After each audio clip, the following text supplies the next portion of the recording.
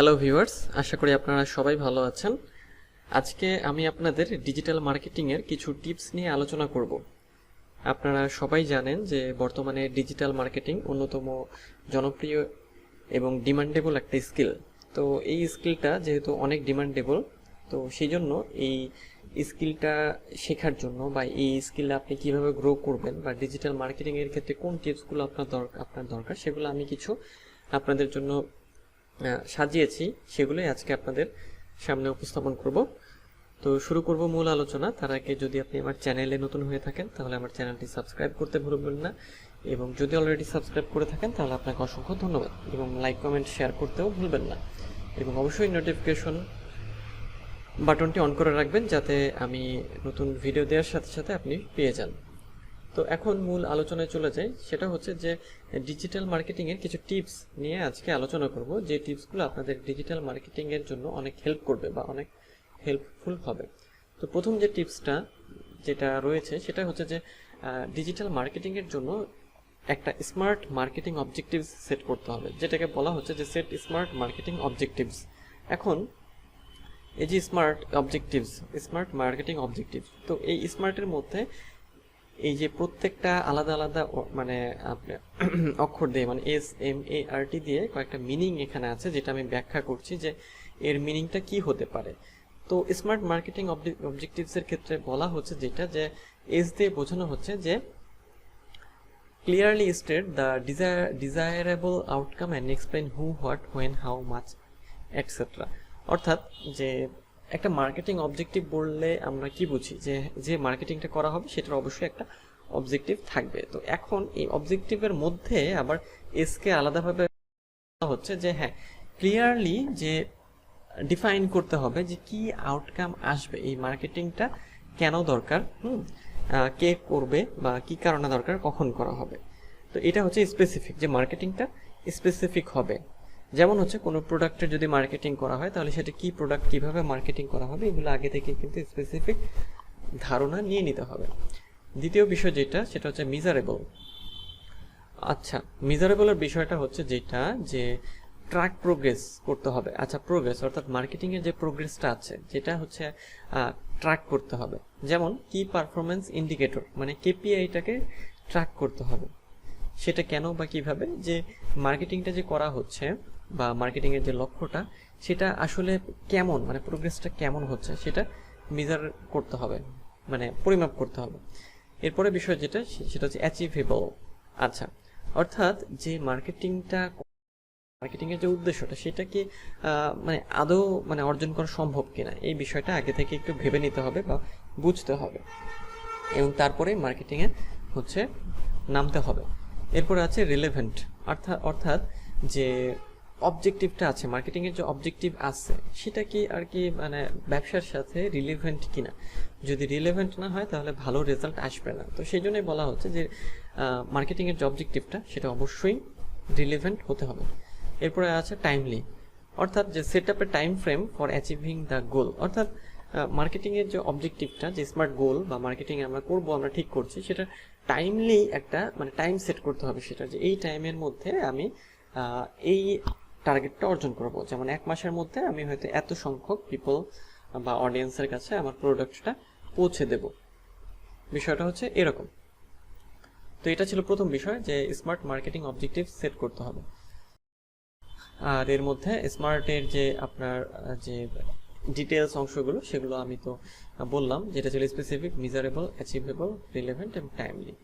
এরপরে যেটা যে ট্র্যাক দ্য রাইট KPI মানে হচ্ছে কি পারফরমেন্স ইন্ডিকেটরস।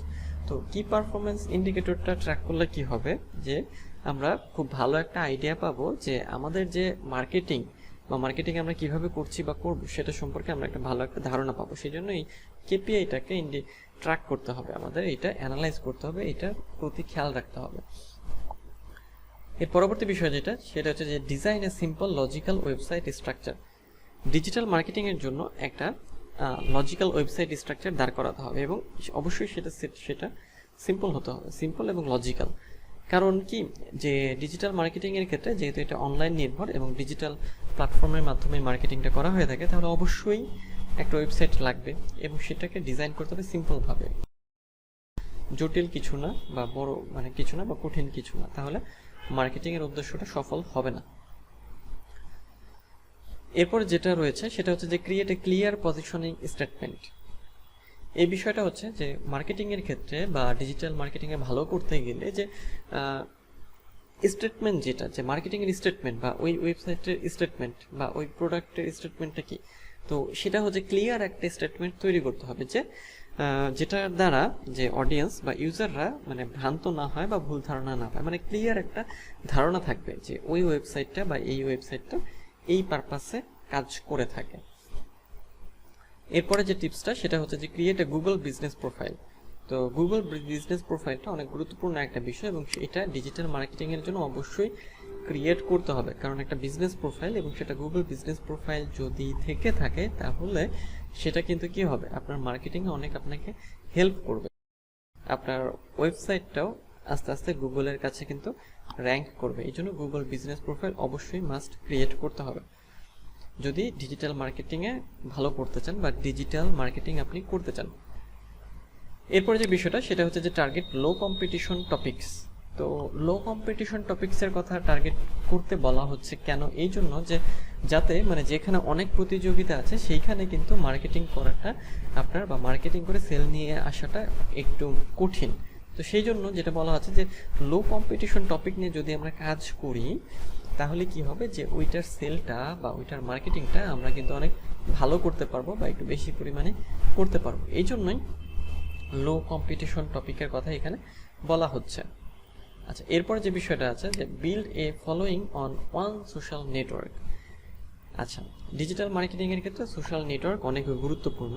তো এখানে যেটা করতে হবে যে নেটওয়ার্ক যেগুলো আছে ফেসবুক, টুইটার, ইনস্টাগ্রাম, তো সেই ফেসবুক মানে সোশ্যাল নেটওয়ার্কগুলোতে বলছে যে build a following on social network. আচ্ছা, তো সোশ্যাল নেটওয়ার্কগুলোতে ডিজিটাল মার্কেটিংয়ের মানে যে প্ল্যাটফর্ম আছে বা ডিজিটাল মার্কেটিংয়ের যে প্রোডাক্ট আছে বা যে ডিজিটাল মার্কেটিংটা আপনি করছেন সেটার একটা ফলোয়িং তৈরি করতে হবে। অর্থাৎ ডিজিটাল মার্কেটিংয়ের প্রোডাক্টগুলোকে আপনার সোশ্যাল মিডিয়াতে প্রমোট করতে হবে বা ওইখানেও একটা ফলোয়িং তৈরি করতে হবে।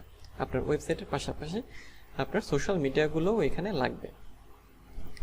এরপরে যেটা সেটা হচ্ছে build a damn email list বা বিল্ড এ ইমেল লিস্ট। তো ইমেল লিস্টের কথাটা কেন বলা হচ্ছে, ইমেল লিস্টের কথাটা বলা হচ্ছে যে ডিজিটাল মার্কেটিংয়ের ক্ষেত্রে যদি আপনি ইমেল লিস্ট ইউজ করেন তাহলে আপনি খুব সহজেই কিন্তু আপনার মার্কেটিংয়ের তথ্যগুলো ওই ইমেলধারীদের কাছে বা যাদের ইমেল রয়েছে তাদের কাছে পৌঁছে দিতে পারবেন। এই জন্যই বলা হচ্ছে যে একটা ইমেল লিস্ট তৈরি করতে হবে। এই ইমেল লিস্ট কাদের হবে, এই ইমেল লিস্টটা হবে যারা আপনার টার্গেট ইউজার বা টার্গেট পিপল, তাদের ইমেল লিস্ট। এরপরে যেটা রয়েছে সেটা হচ্ছে যে target topics with search traffic potential.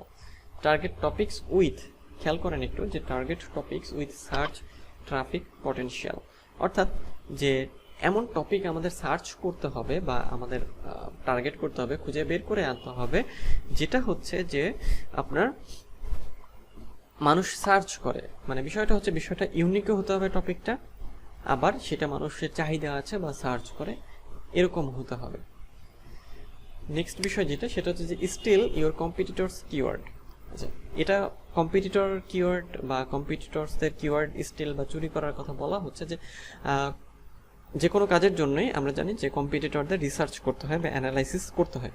তো সেই অ্যানালাইসিসের ক্ষেত্রে দেখতে হবে যে তারা আসলে কোন কোন কিওয়ার্ডগুলো ইউজ করেছে। তো সেই কিওয়ার্ডের মধ্যে কিছু কিওয়ার্ড বা কিছু বিষয়কে নিয়ে আসতে হবে বা নিজেদের ইউজ করতে হবে। সেটাই এখানে বলা হচ্ছে যে স্টিল ইওর কম্পিটিটরস কিওয়ার্ড, অর্থাৎ আপনি সেগুলোকে ইউজ করবেন আর কি, হ্যাঁ, আপনার মার্কেটিংয়ের জন্য, আপনার ডিজিটাল মার্কেটিংয়ের জন্য। এরপরে রয়েছে যেটা যে মেক এ স্ট্যাটিস্টিক্স পেজ। আচ্ছা, অর্থাৎ যে আপনার যে ওয়েবসাইট থাকবে বা আপনি যে মার্কেটিংগুলো করছেন তার একটা স্ট্যাটিস্টিক্স পেজ আপনাকে ক্রিয়েট করতে হবে, যেখানে বিভিন্ন ধরনের আপনার পরিসংখ্যান থাকবে, যে আপনার প্রোডাক্ট কেমন, কিভাবে এটা কাজ করে, হ্যাঁ, এটা কত ভালো করেছে ইত্যাদি ইত্যাদি বিষয় নিয়ে একটা পেজ আপনার কিন্তু লাগবে।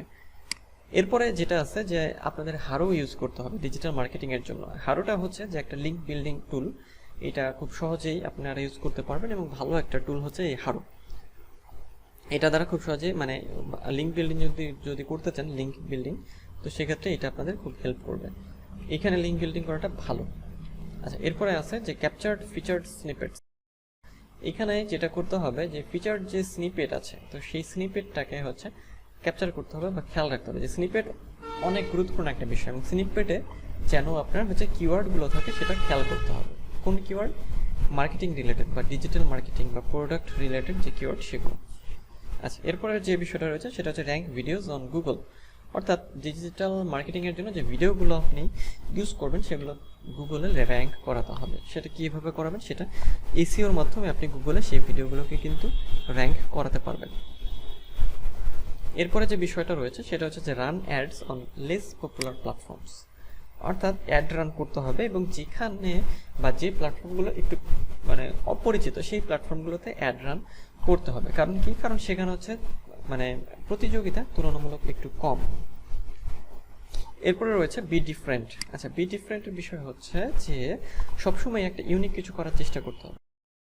মার্কেটিংয়ের ক্ষেত্রেও যে একটু ডিফারেন্ট হওয়ার চেষ্টা করতে হবে। ধরেন আপনার কম্পিটিটর যে কাজটা করলো আপনি হুবহু সেই কাজটা কপি করে দিতে পারবেন না, বা সেভাবেই আপনি মার্কেটিং করতে পারবেন না। আপনাকে একটু ইউনিক ওয়েতে বা একটু ডিফারেন্ট ওয়েতে কাজ করতে হবে বা মার্কেটিং করতে হবে। যদি এইভাবে করতে পারেন তাহলে দেখবেন যে আপনি অনেক সফল হতে পারবেন। তো এই ছিল যে ডিজিটাল মার্কেটিংয়ের কিছু টিপস। তো আপনারা যদি এই বিষয়গুলো ফলো করেন তাহলে আপনারা আশা করি ডিজিটাল মার্কেটিংয়ে অনেক ভালো কিছু করতে পারবেন।